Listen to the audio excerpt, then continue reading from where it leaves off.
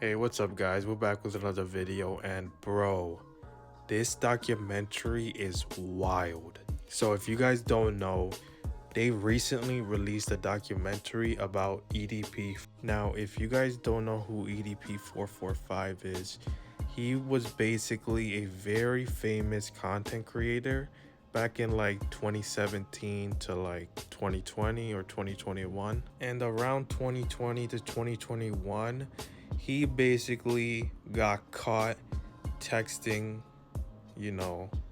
minors. So they caught him.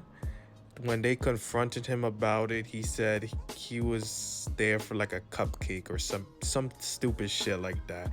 So he got caught, he got exposed, and then eventually after a couple of days, his whole channel got banned. Every social media banned him. So after a couple of years, he managed to come back. He got exposed again. But I thought the second time he got exposed, I thought that was fake. It looked really fake. Like it was just like a stunt to bring him back or to, normalize that shit. But anyways, a couple years go by and they released this documentary. And this documentary is fucking crazy. It also answers some of the questions that we had about him, like how is he not in prison and all of that stuff.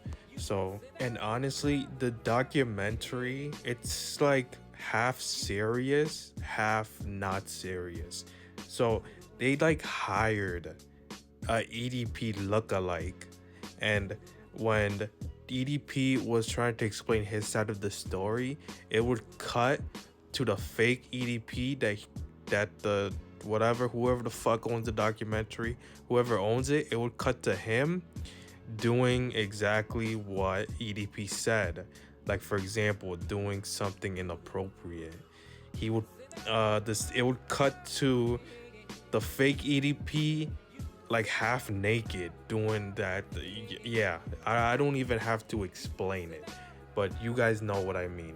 So I've watched the whole documentary, and look, it's pretty entertaining and it's pretty sad as well. It's a lot of emotions, but it's mostly funny because this fucking guy tried to, you know, meet up with a underage person. So the documentary start with EDP life. So he basically, for like the first 10 minutes, after the cringe intro making him like a fucking final boss in the MCU. So after that, he explains his story about how he was a big fan of NFL, how whenever he was done with his homework, him and his family would wait until 8 p.m. to watch WWE. And yeah, it's just a life story of a kid to a pedophile. Now, his teenager life was interesting because, according to him, he said that when he was in high school, he hooked up with a girl. And while he was hooking up with this girl, the girl eventually friend zoned his dumbass, and now he hates women for that. And then he goes on a huge rant about like the red pill, that cringe shit, you know what I mean? And then after that, it cuts to him finally making his YouTube channel. And the number 445, that number has meaning because according to EDP445, he said he chose those numbers because that's how much he weighed when he first made the channel. So it's like, what the fuck? Okay, whatever. So then he starts explaining the turning point, how he became a fucking pedophile. So he said that even at his peak, when his YouTube channel had over like 5 million or whatever the fuck, he said that even though he had all of this money, all of this fame, he was lonely. He never had a girlfriend. blah blah blah. So then eventually he said that he starts turning desperate, quote unquote desperate. And keep this in mind, he's crying through all of this. He's literally crying. So he starts turning desperate, and then eventually the documentary cuts to like these random ass characters talking about him.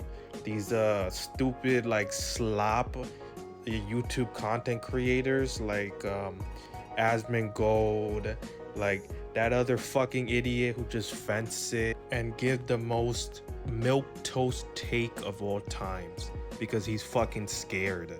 Because he's fucking scared of losing subscribers. Moist Critical, Some Ordinary Gamer, all of those slop ass fucking content creators. So I'm gonna skip because nobody's trying to hear them. So eventually he then talks about the days leading up to the viral moment when they caught him being a pedophile. And the moment the day that he was supposed to meet with this fake underage person, he said he started feeling uneasy, he started regretting it, blah blah blah, but then he eventually went through with it. And this story is a little interesting because he said while he was driving to the location, he started smelling like a cigarette, like a certain cigarette brand. And he said that before his mom passed away, before EDP445's mom passed away, she was a heavy smoker, and that she used to take this certain cigarette brand. And he's saying that while he was driving there, he started smelling that cigarette brand. So he then says that, after the producer starts questioning him, like, do you think that was your mom? He was like, yeah, it was most likely that, trying to, tell him to not do this. But eventually he did. And then it leads up to like the funny moment where he got caught.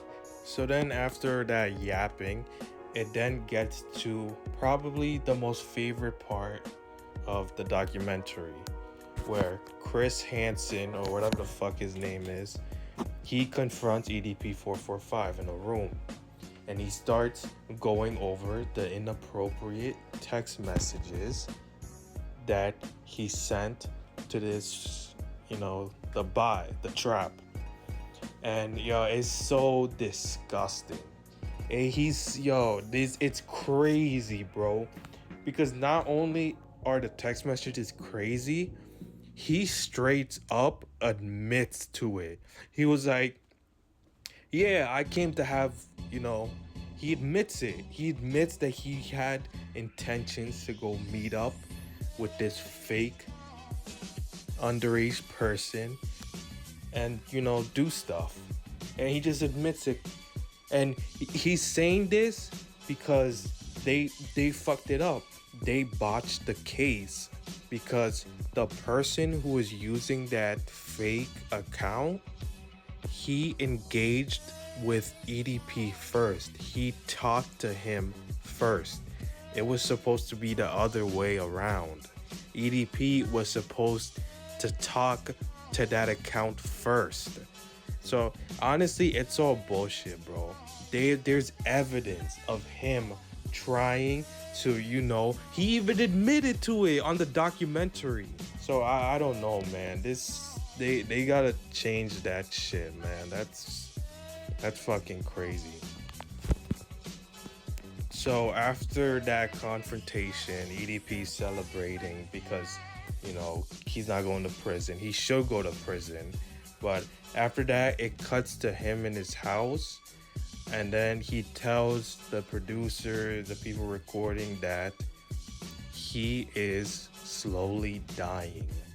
And that something's wrong with his liver or some shit like that. And that he has to take medical treatment every week.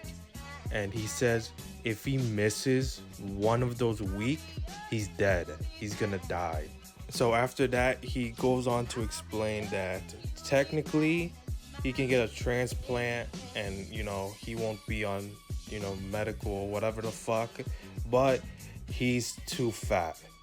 He's too fat. He needs to lose 100 pounds. And his dumbass, he said, "Yeah, I'm not losing that, bro. I'm not. I'm gonna keep eating. I'm gonna keep eating. Blah blah." And it's just, it's like something like It's like one of the sins, one of the deadly sins that you'll see. It's a perfect example of that. Of he's literally going to die, but he doesn't give a fuck. And so I guess this is justice of, you know, eventually he's just gonna be like, yo, I don't want to take this treatment, and then he's dead. So yeah, I guess some people look at that as, justice for like the sick shit that he texted on a minor. But listen, the documentary, it's out there, it's on Twitter. You guys should definitely check it out. It's crazy, it's funny. And yeah, with that being said, I hope you guys enjoyed this video. Don't forget to like and subscribe. And I'll see you guys on the next video.